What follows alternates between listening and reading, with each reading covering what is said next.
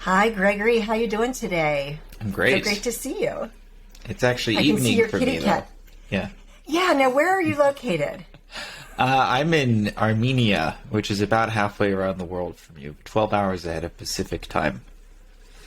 Oh, wow. Yeah. Wow. Below Georgia, east of Turkey, west of Azerbaijan, north of Iran. So kind of right at the crux of Europe and Asia. And yes, I wish I would have known that. That is my cat. Her name is Tatik, which means grandmother in Armenian. She's quite old. Aw. Aw. So if I had known that, I have a special calendar link for overseas guests. So I apologize. I work nights anyway, so this is the perfect time for me to be podcasting. Oh, okay. Okay, perfect. Because I always feel bad, and when I see a guest schedule an interview with me, and I realize that they're overseas, I'm like, I email them back and say, hey, but I missed that with you. So, all right, well then perfect. We're good. So you're obviously, sound like you're American. So why are you over there? I am American. I'm from California. I spent a long time traveling, basically since I turned 18. I've been to about 50 countries at this point. And a few years ago, I decided it was time for me to stay in one place for a while, which was, incidentally, right before COVID happened, which was the perfect time to stop traveling. And a couple of years before that, I had gotten Armenian citizenship by descent because my grandmother, my Tatik, was Armenian, which makes me one quarter, and they have a citizenship by descent program here. I wasn't planning to move here at the time that I got the citizenship, but I just kept thinking it's one of the few places I kept returning to as I traveled around the world, and one of the few places I felt comfortable even picturing staying a few years or longer. So I bought an old house in a village here that I've been restoring. It looks nice and modern now, but when I bought it, it was a complete rundown piece of crap. So it's been a journey to improve the house and build a foundation for myself in this country, and it's been fun. Wow. Now, do you speak the language? Enough. I speak the language enough. I spent a lot of my time teaching English here, mostly for free, just in town at the community center, just because the English education is so bad here. There are hardly any native speakers or teachers, and the school systems do a horrible job. And I recognize it's one of the most valuable things that young Armenians can learn so that they can operate on an international level with the world. They can travel, they can date, they can get jobs wherever they want, but there are so few good influences for them to learn from that it's just one of the ways I found to interact with the community, just spread English education because I can and no one else will if I don't. Wow. That's pretty cool of you. So I know you have a new book that came out, and we're going to talk about that in a minute. But I'd like to hear more about you, like your story. You already said you've done a lot of travel, which is great. And you gave us the reasons why you're where you are. But what do you do full time? And how did you get to this point where you are now? Well, I wouldn't really say I have a full time, and that's sort of the point of this strange lifestyle I've built for myself so far. It's like semi-retirement in a way, which isn't to say I don't work, because I'm actually quite busy. It's just that I'm not busy in a way that someone else has dictated for me. Most of my time, I would say, I spend writing and editing my own books. Sometimes people hire me to help them prepare and publish their books too, when I'm not doing things like teaching locally. But that's what takes up the bulk of my productive hours is finding more interesting and meaningful and important things to communicate. Books are just the best medium I've so far found to do that. I'd like to do it in other mediums. I haven't quite figured out things like YouTube yet, but I'm sure that's somewhere in my future. But I don't know. I just feel like I've always been the kind of person who needs to be in control of as many aspects of his life as possible. And this is the best way I've found to do that so far. Because I had to get away from large, dense populations, because the more you're around other people, the more influence they have over you, and the more sometimes direct and even coercive control over you, if not just the latent effects of being around people and adjusting to their culture and their ways of being. So that's just what I'm doing right now. maybe I'll do it for a long time. Maybe I'll stop doing it sometime in the near future if something better comes along. Wow, that's pretty adventurous and courageous of you, to say the least. You could say in a way that it's heroic, which is in line with the theme of my book, what it means to be a heroic person, one who becomes the embodiment of their values. I love it. So yeah, that's perfect segue into your book, The Heroic and Exceptional Minority. So where did that title come from? Is the exceptional minority because you're a minority in another country? No, that's of course one use of the word minority, like a racial minority or national minority.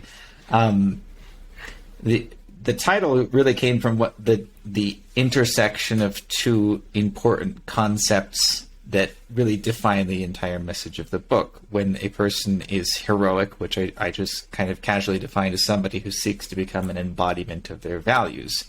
And I do put the caveat that those values have to adhere to an objective sense of morality, or you could very easily become a villainous person. Because a villainous person, whether like a fantastical Darth Vader or Voldemort type figure, or just a really bad person from real life, take your pick, Hitler or Stalin or whoever, those people also seek to become embodiments of their values. They just don't have an objective sense of ethics about how they do that.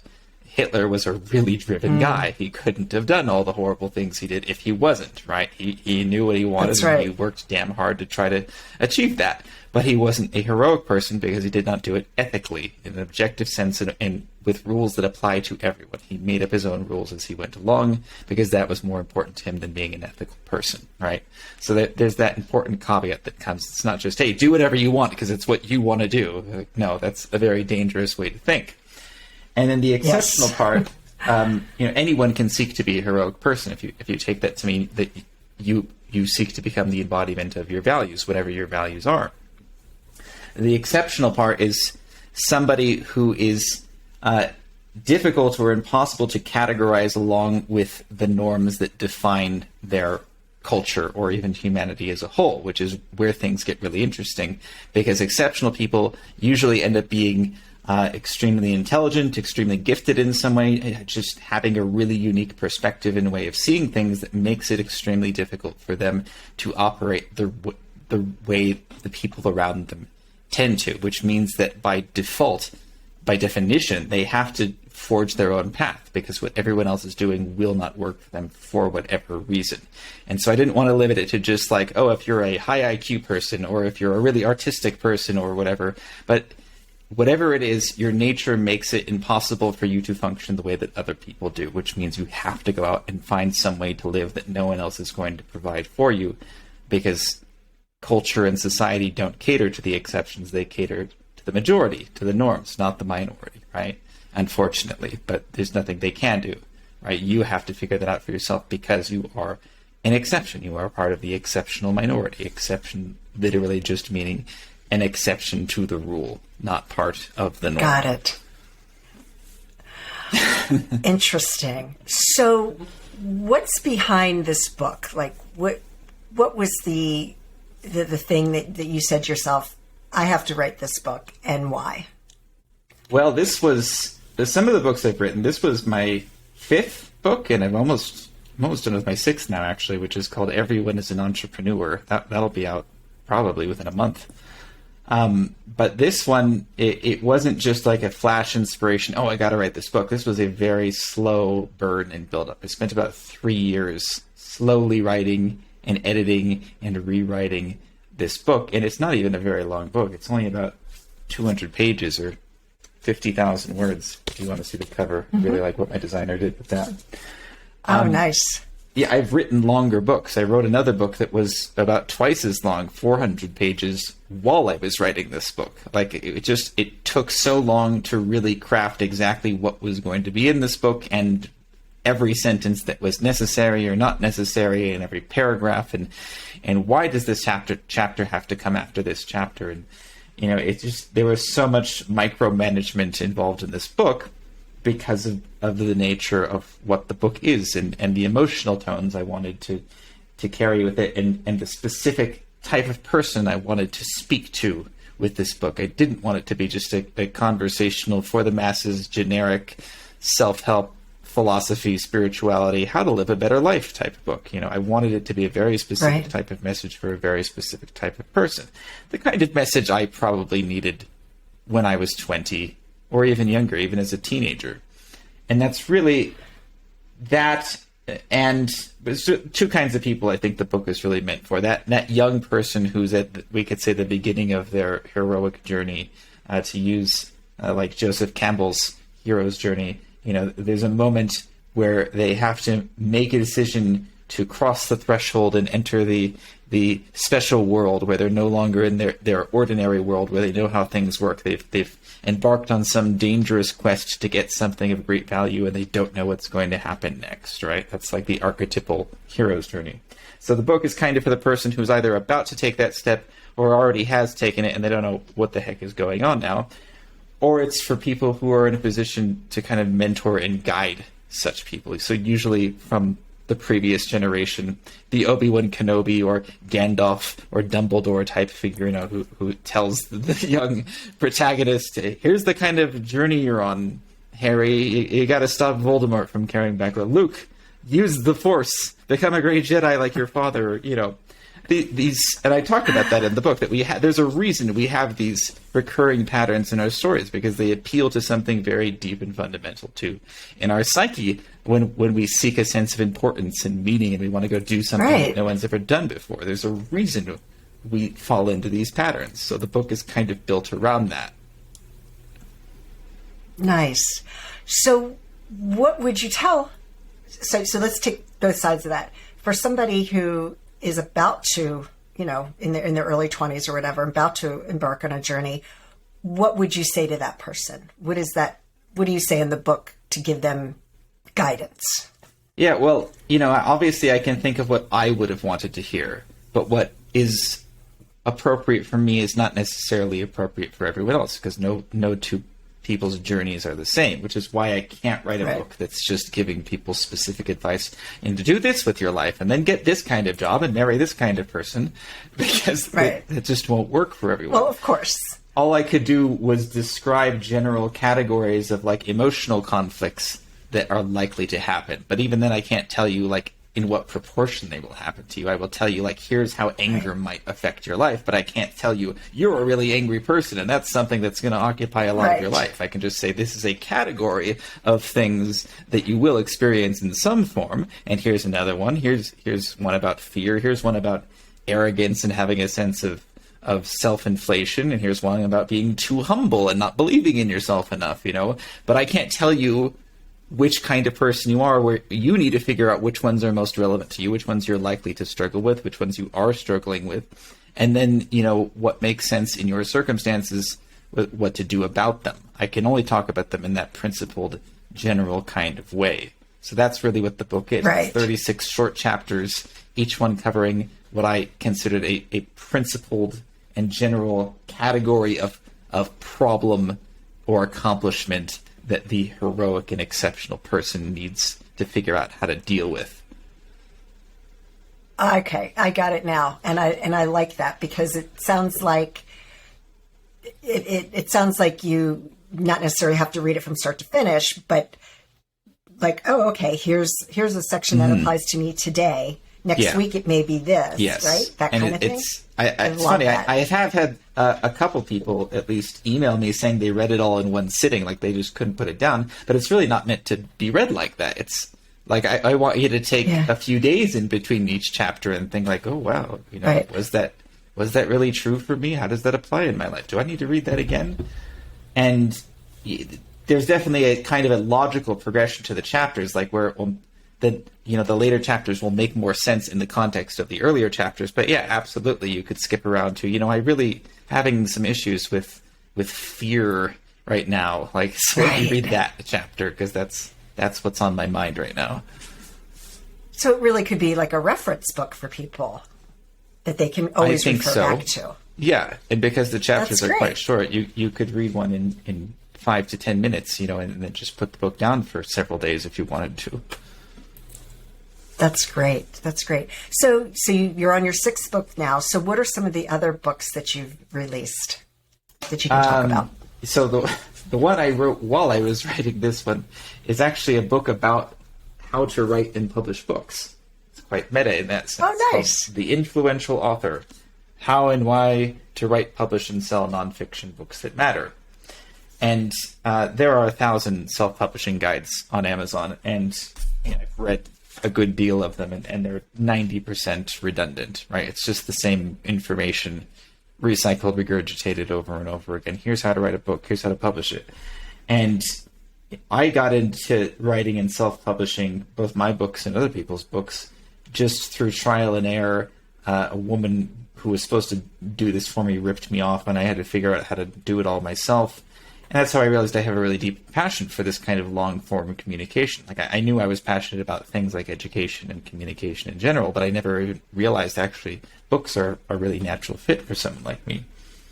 And so I wanted to write what I learned in the unique way I learned it, and to really get into the philosophical aspects and the practical aspects and the entrepreneurial aspects of why can ordinary people now write important, meaningful books and publish them successfully and make a profit at them and actually make this a full-time living if they want to, as opposed to just, here's how to write the next 10-step guide to doing something better. Write it in a week and publish it and charge 99 cents for it and build your brand. There are so many of those guides out there, and if that's the kind of book you want to write, great. It should be pretty easy for you to do. But I wanted to write a book that addressed other people who really wanted to adopt this as a profession, as a primary medium to share what they consider to be their valuable message, their valuable ideas, something that isn't already on shelves as a book. Nice. I love that. So I want to go back to you and your journey, because I was just sitting here thinking, what questions did you ask yourself when you realized that you were this heroic and exceptional minority? Like, was there a dialogue that helped you to figure that out? I wasn't always using those terms. I kind of arrived at those terms as I was writing the book. Like, I need a concise way to describe what I'm talking about. I was certainly always attracted to hero-type stories, whether they be Superman movies or old archetypal fables and stories. I always knew that the way I thought about my own life or my perception of my future or my destiny were the things I kind of struggled with philosophically, existentially, were way different than anyone else my age and even anyone else older, hardly with any exception. I did have a few good mentor figures come into my life at important times, but mostly I felt like I was alone and alienated from the world because it just seemed like the things I cared about and the way I perceived human behavior and the structure of society was so different than what everyone else did. And that's a huge part of why I traveled so much, because I was kind of curious to see, how do different cultures and civilizations interpret their own existence and the best way to live? And is there a group of people out there that thinks like I do? Nope, apparently not. So I kind of have to build that for myself, that sense of community, that sense of a meaningful place to exist in the world. And all of these are very heroic concepts. Like, that's really the point of, like, the hero's journey, is that the hero has to go and conquer reality, in a sense, to shape reality in a way that he can find meaningful and tolerable and be contented, because he wasn't content previously. There was something wrong with his ordinary existence, and that's what caused him to go out on this great big journey that he goes on. And so I guess most of my struggles just came from feeling like there weren't other people thinking this way. And of course there are. They're just a minority, right? And they're kind of spread out. There's not like one town with just full of people like this, right? They're just scattered all around the world. And so that's part of why I wanted to write a book that, hopefully the title and the cover and the description make it very obvious to these kinds of people that when they hear about a book like this, they say, oh, that's a book for me. Like, that, I've been waiting for someone to talk to me about these things in this way. I thought I was the only one who thought this way, but I guess I'm not. Was there ever a time in your life where you struggled with that? Always, perpetually. I it'd be harder for me to think of a time I didn't struggle with it. But I guess what I mean is, how did it affect your ability to feel peace and happiness? I have felt way depressed, suicidal, just not suicidal in the sense like, oh, my life is so bad, I want to die, because I live a pretty comfortable life, and I'm well aware of that. You could call me privileged. You could say that my life has been easy, with the exception of the ways that I've intentionally made it more challenging for myself. But I've never been forced into desperate situations. I've been very fortunate in that sense. But I've always had an existential longing, a hole that has been impossible to fill, which is what I've always been trying to fill by making my time here on Earth meaningful in the best way that I can figure out how. And so that, I feel really bad for people who feel something like that, but they don't figure out a healthy and proactive outlet for it or a thing to do about it. Because I think the only other options besides, like becoming a proactive and virtuous, heroic type person who seeks to become the embodiment of their values is either you're going to kill yourself or you're going to become an embittered villainous type of person. Like, you're going to feel like the world has done you wrong in some way, and so you're not going to seek to improve it and make it better and connect with people. You're going to seek some kind of petty vengeance upon it in whatever way seems appropriate to. Even if you don't become a Hitler, very few people could become the next Hitler, but you could become a mini Hitler. You could become somebody who is an asshole to people. You could become somebody who seeks to dominate and control other people, or just makes life bad for the people, or manipulates or exploits them in some way, because that makes you feel like you're important now, you're in control, your life has some sense of meaning because you can do that. And you thank God I didn't become that kind of person, but there's a very real possibility that I could have if things had gone different for me. Sure. So what do you do if there's a listener out there that is having struggles similar to what you've experienced? What do you do to kind of ground yourself and feel better? I focus on what I know is most important to me, which is something I figured out because I've had a really wide breadth of experience, even in the short time. I'm only 33, so there's a lot more experience I'm going to have in my life. But because I intentionally exposed myself to a lot of variety in a very short amount of time, predominantly through travel, it became very aware of what remained universally consistent about me. Because you learn all kinds of things about what emotions you're capable of feeling, what kinds of things you find fun or awful or interesting or whatever. There's lots of changes. Life is constantly changing. There's so much variety out there. But at the core of that, there's a you that's experiencing this and that's reacting in a certain way.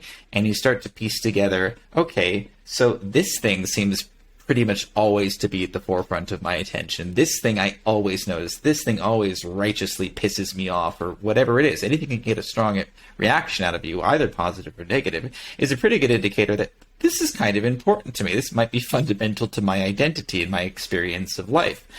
And so all the other fleeting stuff that you might do to distract yourself, not that there's something wrong with distraction in general, but if you're playing video games or eating ice cream or doing drugs or having sex as a distraction away from something fundamental that's bothering you, that's never going to be a long-term or sustainable solution. You have to find those core things that are actually most important to you and start to build your life around those things to become an embodiment of your values, to go back to my definition of heroism.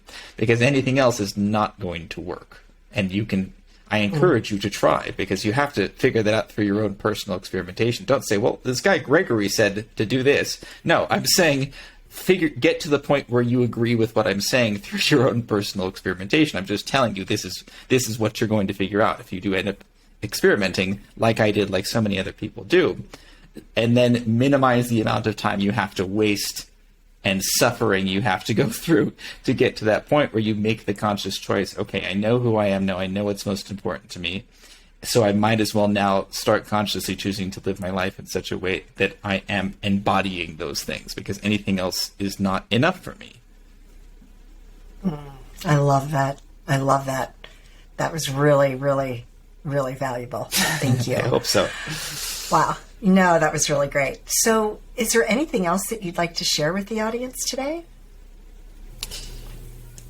I mean, just, you know, if the book sounds appealing to you, you'll probably get the intended message from it. You know, it's a very niche, highly targeted kind of message. If you're resonating and responding to anything that you're hearing right now, then yeah, you're probably the right kind of person that this was intended for. And if you're just kind of confused, like, what the heck is this guy talking about? He sounds really full of himself or delusional or whatever, then you're probably not the right kind of person, and that's okay, because there are a million other books out there or people to listen to, and that's fine. I'm not trying to convince anyone of anything, either that they should read my book because it's the greatest book ever, or that they should live their life in a certain way or care about certain things. I'm saying if you are this kind of person who naturally reaches this conclusion and naturally does respond to what I'm saying right now or the things we're talking about, then I encourage you to check out the book and, you know, do whatever is necessary to start living a life you find sustainably meaningful. Isn't that what we all want? I think so, yeah. And if you can even realize that that's what you want, you're way ahead of most people, probably. Yeah, for sure. I don't know, Gregory. Have you ever written a novel? I have plans for a novel, maybe a few. Like I have ideas. 'Cause you seem like a novelist. You seem like a novelist to me. I've always been the kind of guy, even when I was a kid, I'd watch movies and I could talk about them for hours, like explaining why did this character make this kind of choice, or why did things happen in this order with this structure. I've just always had a very good sense for the structure of stories and characterization. And I definitely have ideas. I've written some outlines, some little bits and pieces here and there. It's not, the process isn't as straightforward to me as nonfiction is. I'm very good at just explaining how things work and educating people about things. But I know fiction is definitely in my future. It's a natural part of my personality. I hope so, because I think it would be really great. Just with your knowledge of people in existence. Sure. And all your travels, too. Yeah, well, a great story is one where every choice that a character makes means something, right? It doesn't just happen randomly. Like, they decided to drink a cup of coffee, because why not? That's something people do, right? You know, but there's a reason why, and it connects to the central theme of the story. This character has to be learning and growing in some way, and they have to, by the end of the story, be able to make choices that they couldn't make at the beginning of the story because of everything that's happened to them. That's a great story, right? And so I have a brain that is kind of naturally attuned to structure in that way. I just haven't gotten around to writing the story, whatever it will end up being. There's my little nudge to you. Sure, okay. Now I'll get on to that. Awesome. Well, Gregory, it's been such a pleasure speaking with you. Thank you for your contributions to the world and to your community in Armenia. I think that's really incredible. And thanks for having me. You're probably a different type of hero to a lot of people there. I hope so, to the right ones. Yeah. All right. Thank you again. Take care. Bye.